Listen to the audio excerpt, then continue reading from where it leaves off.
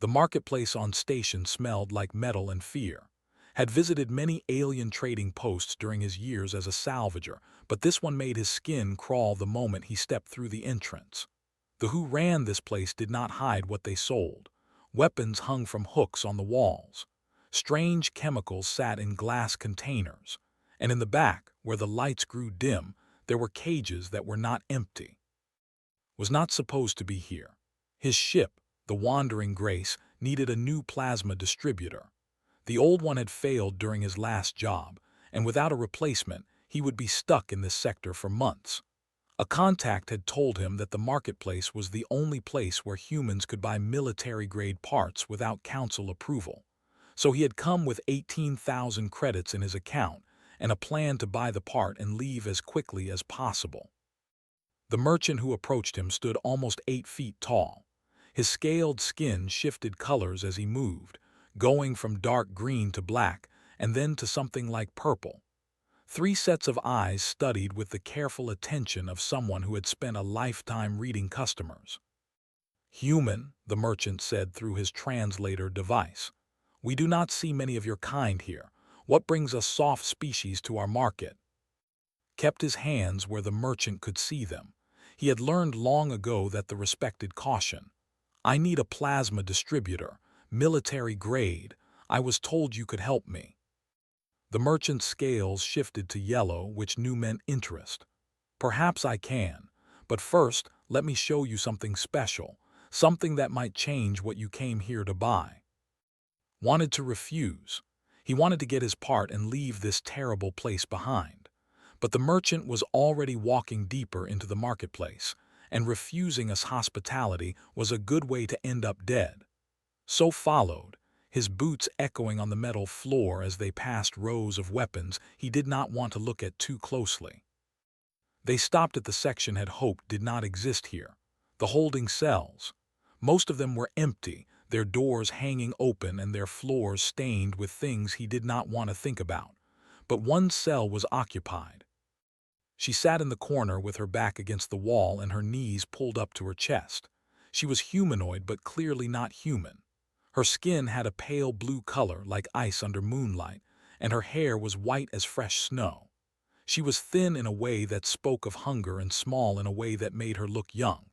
But what caught attention, what made him stop breathing for a moment, was the cage around her head. Not the cell itself. An actual cage made of dark metal, bolted and locked around her skull. It covered everything from her jaw to her forehead, leaving only her eyes visible through the bars. Those eyes were violet, and they watched with an intelligence that her captors clearly did not see. "A female," the merchant said, his scales turning a satisfied orange. "We captured her 3 cycles ago. She is young and strong, and most importantly, she is controlled." Felt something cold settle in his stomach. "I came here for a weapon, not a person." "She is a weapon." The merchant tapped the cage around her head with one clawed finger. "They have abilities that make them dangerous. They can project thoughts into the minds of others. They can attack with their minds alone. They can kill without ever touching their victims. But this cage blocks everything. She cannot use her powers. She cannot communicate. She cannot do anything except what her owner commands." The girl's violet eyes met through the bars of her cage. There was no pleading in them, no begging for help. Just a quiet acknowledgement that he was seeing her, really seeing her. Not as merchandise or as a threat, but as a person trapped inside a prison she could not escape.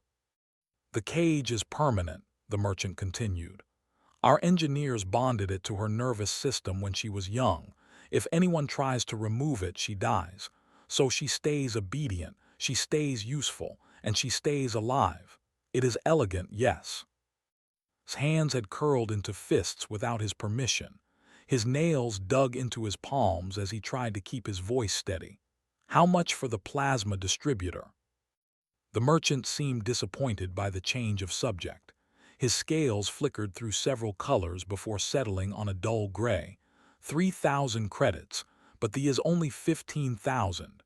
That is a bargain for a species so rare. Her people are nearly extinct now. Owning one shows power and status. "I only need the part." but could not stop looking at those violet eyes. He could not stop thinking about what it must be like to spend years inside a cage that blocked everything that made you who you were. The merchant said she could not communicate, but saw communication in her eyes. He saw awareness and intelligence, and something that might have been hope buried so deep that she probably did not even recognize it anymore. The merchant was talking about specifications and warranties but was not listening. He was doing math in his head. 18,000 credits, 3,000 for the part, 15,000 for the girl. That would leave him with nothing for fuel or food or docking fees. It would be stupid. It would be reckless. It would probably get him killed. The cage said, interrupting whatever the merchant was saying. You said removing it would kill her. Is there no way to take it off safely? The merchant's scales went dark with amusement. Why would anyone want to remove it? Without the cage, she would burn your mind to ash before you could blink. The cage is not a punishment. It is protection for everyone around her. Looked at the girl again. She had not moved from her corner, but something in her posture had changed. She was watching him more closely now, her violet eyes tracking every word he spoke. She understood everything. She knew exactly what was being said about her, and she was waiting to see what this human would do with the information. Most people would walk away. Most people would buy their plasma distributor and leave this place and try to forget what they had seen.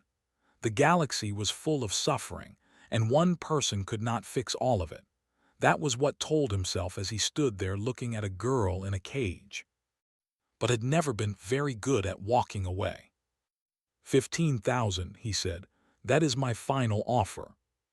The merchant's scales went solid black with satisfaction. The deal was done. The transaction took less than 10 minutes. Handed over his emergency fund, every credit he had saved for disasters and unexpected repairs, and received a data chip in return. The chip contained ownership codes and maintenance instructions for the cage. He tried not to think about the fact that there were maintenance instructions for a device locked around a living person's skull. The merchant opened the cell and attached a lead to a collar around the girl's neck. She stood slowly, her movements careful and precise, like someone who had learned that sudden actions brought pain. Up close, she was even smaller than had realized. She barely reached his shoulder, and her wrists were so thin that he could have wrapped his fingers around them twice. The cage around her head looked even more brutal in the harsh light of the marketplace. Dark metal bars crossed over her face, hiding everything except her violet eyes. Come, said, and then felt stupid. She could not respond, could not nod, could not do anything except follow the pull of the lead. They walked through the marketplace together and felt every eye on them. The other merchants watched with expressions that ranged from curiosity to hunger. Other customers stopped their negotiations to stare at the human leading through the corridors. Some of the looks held pity. Most held something darker. Walked faster. The Wandering Grace was docked in a private bay at the edge of the station. It was not a beautiful ship. The hull was patched in a dozen places, and the paint had faded from years of radiation exposure. But it was home, and more importantly, it was safe. Led the girl up the boarding ramp and through the cargo hold to the small common area where he spent most of his time between jobs. He gestured to a seat at the table. She sat, her hands folded in her lap, her posture perfect and empty, like a doll waiting to be posed. Crouched down so that he was at her eye level. This close, he could see the details of the cage more clearly. The bars were not smooth. They had tiny ridges and grooves, and where they met her skin, there were old scars that suggested the cage had been adjusted as she grew. She had been wearing this thing for years. I am not going to hurt you, said slowly, making sure she could see his lips move in case it helped her understand. I am not going to use you. I am going to figure out how to get that thing off your head, and then I am going to take you wherever you want to go. Do you understand? Her violet eyes searched his face for a long moment. She was looking for the lie, looking for the hidden motive, looking for the catch that always came when something seemed too good to be true. Blink twice if you understand me. She blinked twice. Good, okay, that is good. Sat back on his heels and ran a hand through his hair. I am a salvager mostly. Sometimes I haul cargo when the pay is right. I do not trade in people. I do not own slaves. I honestly do not know why I bought you except that I could not walk away and leave you there. She blinked twice again. This time, thought he saw something shift in her expression, the smallest softening around her eyes like ice beginning to thaw. The merchant said that removing the cage would kill you. Is that true? One blink, then two more. Frowned, I do not understand. One blink means no, two blinks means yes. Two blinks. So removing the cage will kill you. One blink, a pause, then two blinks. Stared at her trying to work out what she was telling him. One blink for no, then two for yes. She was saying both, which meant the answer was complicated. Removing the cage the wrong way would kill you, he said slowly. But there is a right way, a safe way. Two emphatic blinks. And you know how to do it safely. Two more blinks. For the first time since he had seen her in that cell, smiled. It was a small smile, barely more than a twitch at the corners of his mouth, but it was real. Then we are going to figure this out together. I am going to get you a tablet so you can type your answers. I am going to study the data they gave me, and we are going to find a way to get you free. Does that sound like a plan? Two blinks, and this time was certain he saw something like hope in those violet eyes. He found an old tablet in his storage locker and spent an hour setting it up so that she could use it to communicate. When he handed it to her, she took it carefully, her thin fingers moving across the screen with surprising speed. She had used technology before. She had been someone before the cage. The first message she typed made his throat tighten. My name is Sira, thank you for seeing me. Read the words 3 times before he could respond. I am sorry it took so long for someone to see you, Sira, but I see you now, and I am not going to stop seeing you until you are free. Sira typed her next message slowly as if she was choosing each word with care. The cage can be removed, but it requires equipment and knowledge that the do not share. There is a sequence, a process. Without it, the neural connections will fail and I will die. With it, I will live, and I will be whole again.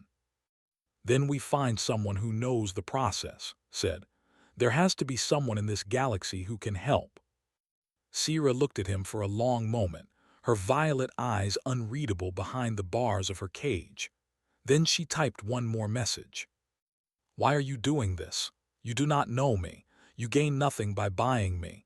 Why would a human risk everything for a stranger? Thought about the question for a long time before he answered. Because someone should have done it years ago, and because I could not live with myself if I walked away. Sira read his words. Then she set down the tablet and did something had not expected. She reached out and touched his hand, just briefly, just enough to make contact. But it was the first voluntary touch she had made since leaving the marketplace. It was thank you, it was trust, it was the beginning of something neither of them could name. The data chip the merchant had provided contained schematics that made sick to read. The cage was not simply bolted to Sira's skull. It was integrated with her neural pathways, woven into the very fabric of her nervous system. Tiny filaments extended from the metal bars deep into her brain, blocking the regions that controlled her telepathic abilities. The device was powered by her own bioelectric field, which meant it never needed charging. It would work as long as she was alive. The installation date on the schematics was 8 years ago. Sira had been 15 years old when they put this thing on her.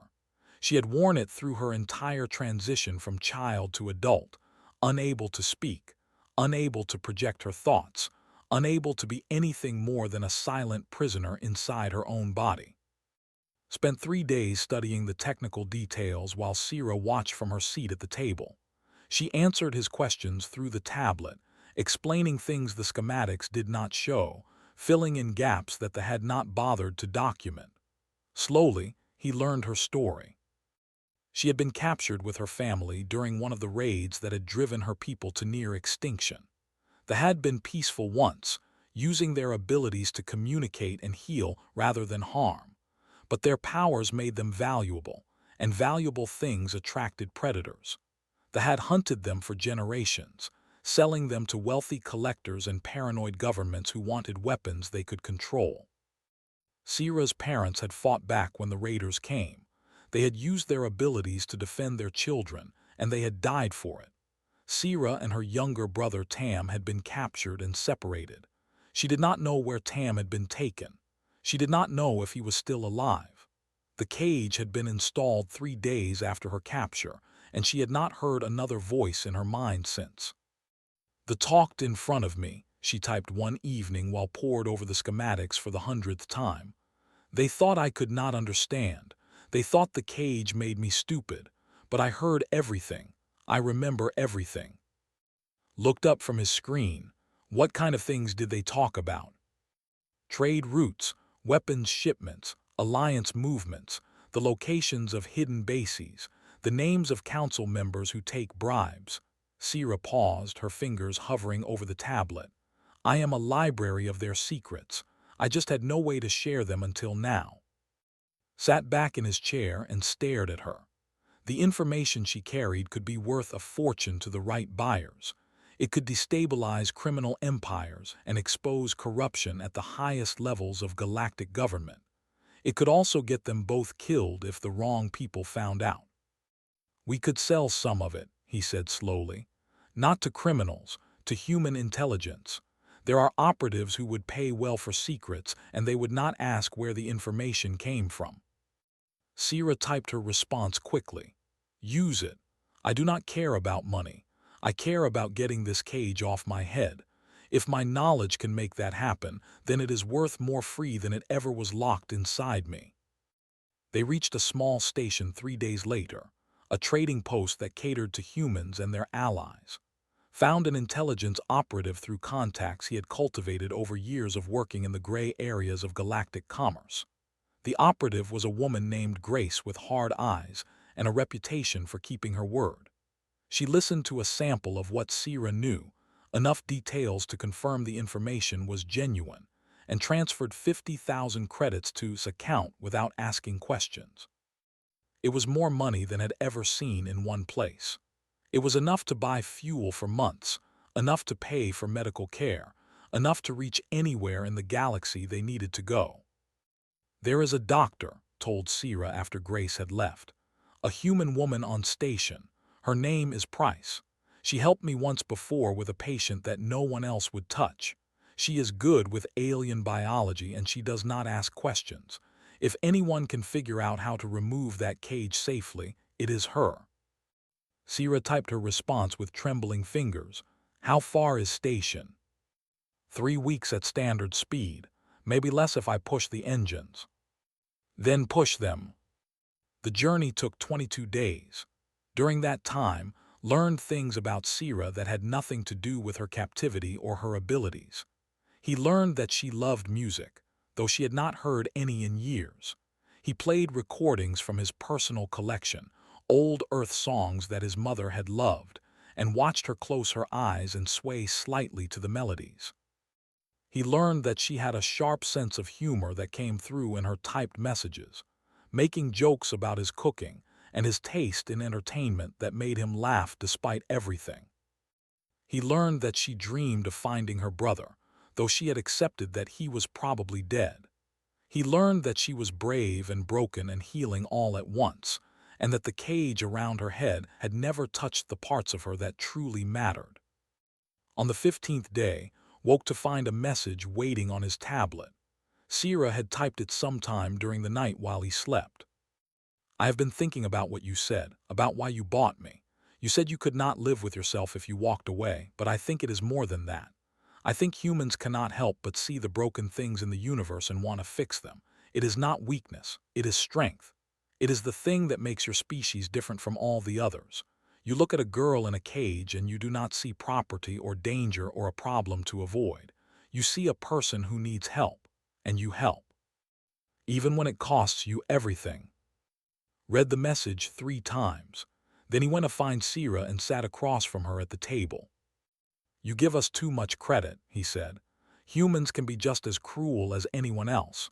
We have our own history of cages and chains." Sira picked up her tablet and typed slowly. "But you also have a history of breaking them. That is what matters. Not that you were never cruel, but that you chose to stop, that you chose to be better. That is the rarest thing in the galaxy, and you do not even see it." Did not know what to say to that. So he said nothing.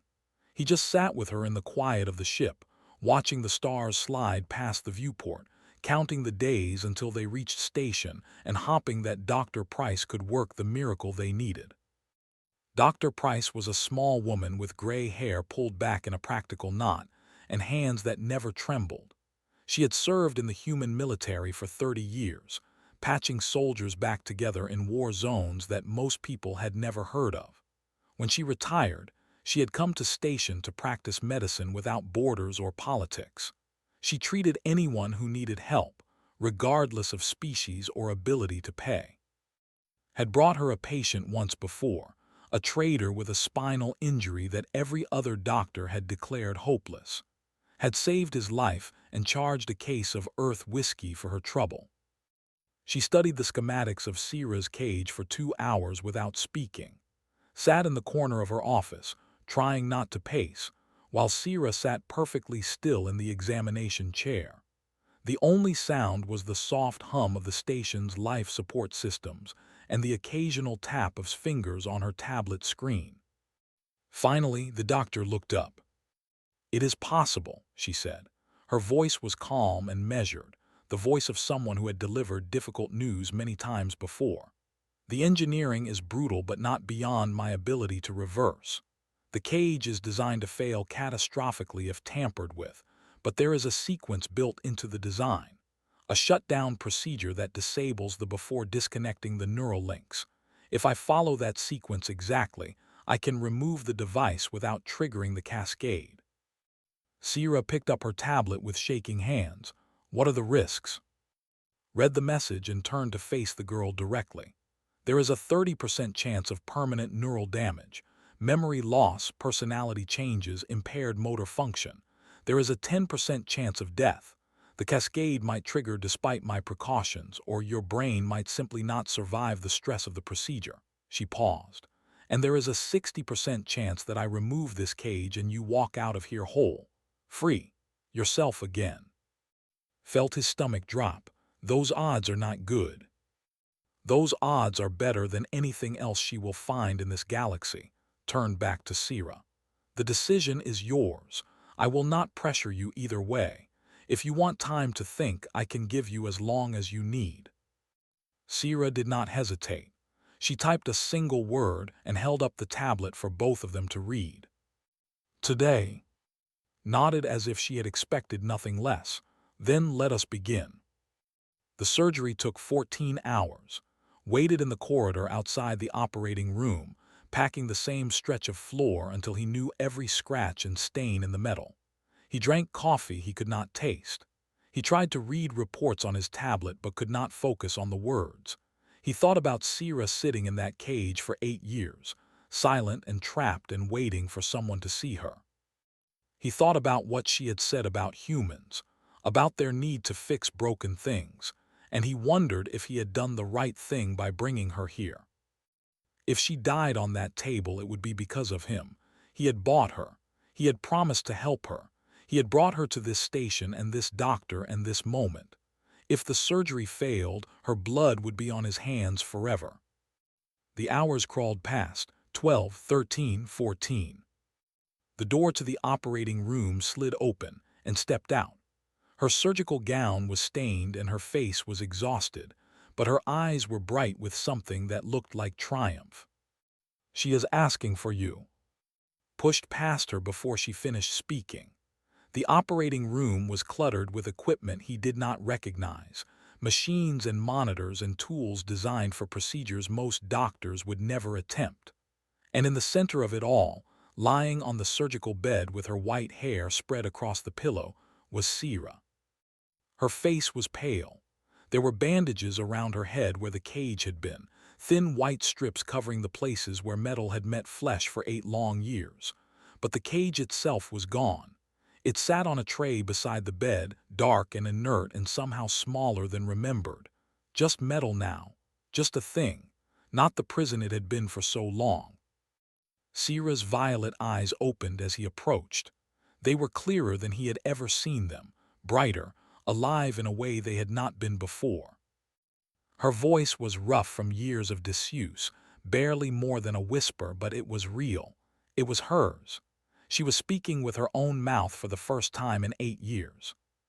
Sat in the chair beside her bed.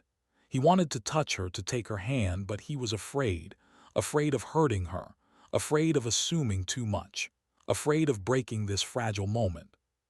"Sira," he said, "how do you feel?" She was quiet for a long moment. Her eyes moved around the room, taking in the equipment and the monitors and the doctor watching from the doorway.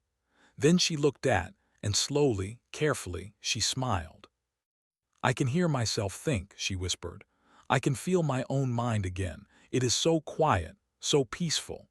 Tears spilled from her violet eyes, running down her cheeks and soaking into the pillow beneath her head. "I had forgotten what it felt like to be whole." Reached out and took her hand. Her fingers were still thin, still fragile, but they curled around his with surprising strength. "You are free now," he said. "The cage is off. You are yourself again." Sira squeezed his hand. "Because of you. Because you saw me when no one else did. Because you chose to help when you had every reason to walk away. Anyone would have done the same." Sira shook her head slowly, wincing at the movement but refusing to stop. "No, they would not have. That is what makes you different. That is what makes humans different. You do the things that everyone else says are impossible. And you do them anyway because you cannot stand to see someone suffer when you have the power to help." Did not know how to respond to that. So he just held her hand and sat with her while the monitors beeped steadily, and the doctor made notes on her tablet, and the galaxy continued to spin outside the station walls. Sira was free. The cage was gone, and whatever came next, they would face it together. The Galactic Council called it the incident. A human salvager had purchased a prisoner from a marketplace, transported her across 3 sectors, and arranged for the removal of a suppression device that they considered legal and necessary. They demanded that the human be arrested and the return to their custody. The humans refused. For 3 tense weeks, diplomats from both species argued while warships gathered at the border and the rest of the galaxy held its breath. Had not meant to start an interstellar crisis. He had just wanted to help a girl in a cage. But the attention brought unexpected consequences. Other humans began asking questions about the marketplaces.